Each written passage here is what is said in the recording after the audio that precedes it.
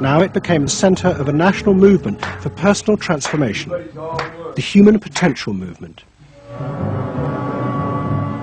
So it became magnetic. People wanted to join this stream of exploration. Within 7 or 8 years, there were about 200 of these centers in America, looking mainly to Esalen for the leadership. I feel so liberated. Really? It's fantastic. And it took on a big political agenda. You could not separate personal transformation from social transformation. The two go together.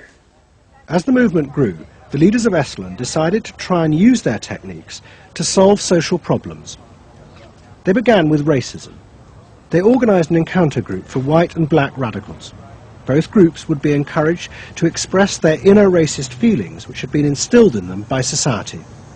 By doing this, they would transcend those feelings and encounter each other as individuals. I started a series of encounters called Racial Confrontation as Transcendental Experience. We thought that we wanted to get that kind of black-white confrontation so you could really get down to see what was between the two races, not by backing off and trying to be polite, but by going right into the belly of the beast, of this beast of racial prejudice.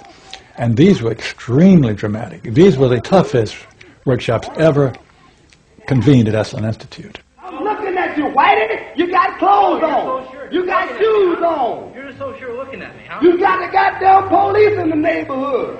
Really? They're not my police. You got a governor. You got a mayor. Oh, really? You got the president. You got ambassadors. You can vote, too. You got debts in Vietnam. That's the benefits of slave labor. You got buildings, skyscrapers that you dominate and control economically and politically. And tell me that it's not yours. It's yours, too.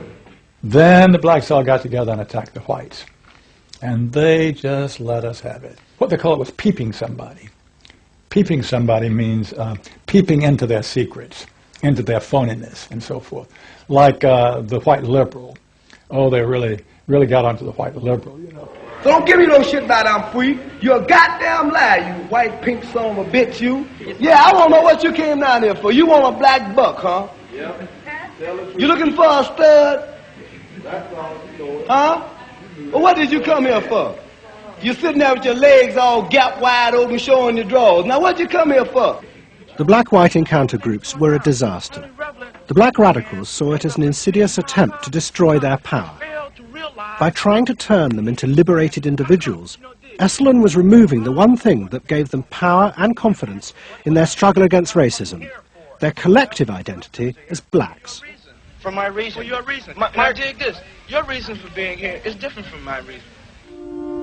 So the human potential movement turned to another social group who they believed would benefit from personal transformation. Nuns. And this time they were more successful. The Convent of the Immaculate Heart in Los Angeles was one of the largest seminaries in America.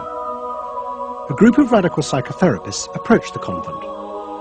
They wanted to try out their techniques for personal liberation on individuals whose identities were defined by a series of external rules which they had deeply internalized. The convent, anxious to appear modern, agreed to the experiment.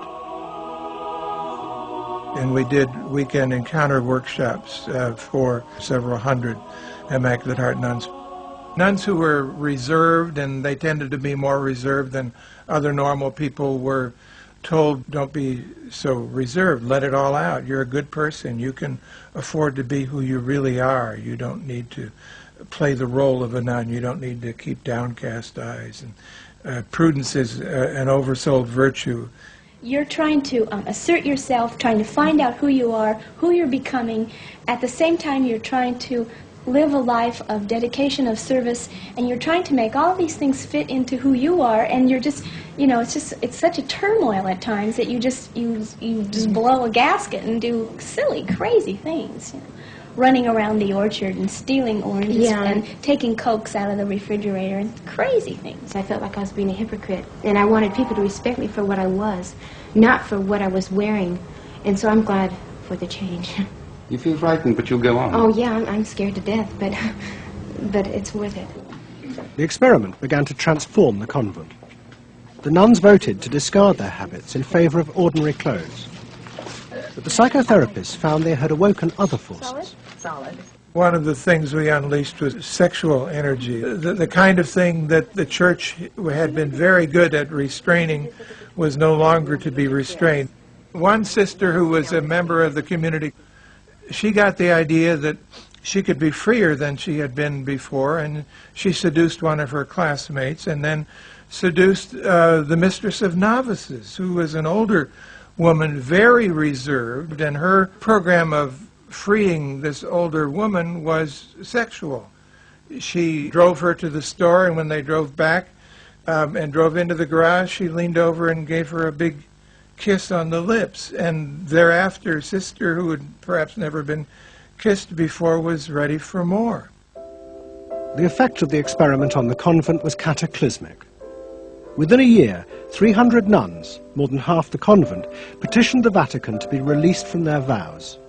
And 6 months later, the convent closed its doors. All that was left was a small group of nuns, but they had become radical lesbian nuns. The rest gave up the religious life. They gave up being nuns? They did, yeah, they became persons. By the late 60s, the idea of self-exploration was spreading rapidly in America.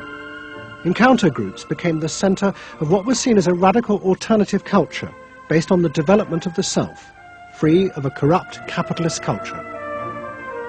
We just want the freedom to be ourselves, and that's for love, for experience, positive way of life.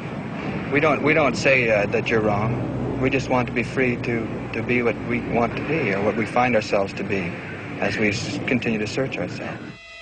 And it was beginning to have a serious effect on corporate America, because these new selves were not behaving as predictable consumers.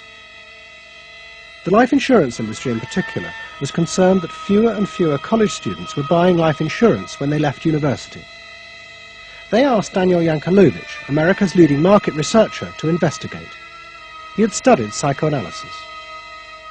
The life insurance business, more than any other business at the time, was built on the Protestant ethic.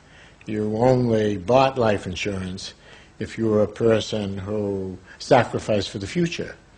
If you lived in the present, you had no need for life insurance. So they had some sense that maybe the sort of core values of the Protestant ethic were being challenged by some of these new values that were beginning to appear.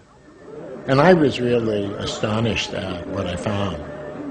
The conventional interpretation, the dominant interpretation, was that it had to do with political radicalism. But, you know, it was clear to us that that was a mask, a cover. The core of it had to do with self-expressiveness. That this preoccupation with the self and the inner self, that was what was so important to people. The ability to be self-expressive. Wow, what a feeling! 300 miles to go. Work, out of sight. Yankelovich began to track the growth and behavior of these new expressive selves. What he told the corporations was that these new beings were consumers, but they no longer wanted anything that would place them within the narrow strata of American society. Instead, what they wanted were products that would express their individuality, their difference in a conformist world, the very things that US corporations did not make. Products have always had an emotional meaning. What was new was individuality. The idea that this product expresses me, and whether it was a small European car, the particular music system, relaxation, your presentation of self, your clothing. For immediate energy from our muscles and relaxation. These become ways in which people can expend their money in order to say to the world who they are. But the manufacturers, they had no idea of what was going on, really, with consumers and in the market at large. Major advertising companies set up what they called operating groups to try and work out how to appeal to these new individuals. The head of one agency sent a memo to all staff.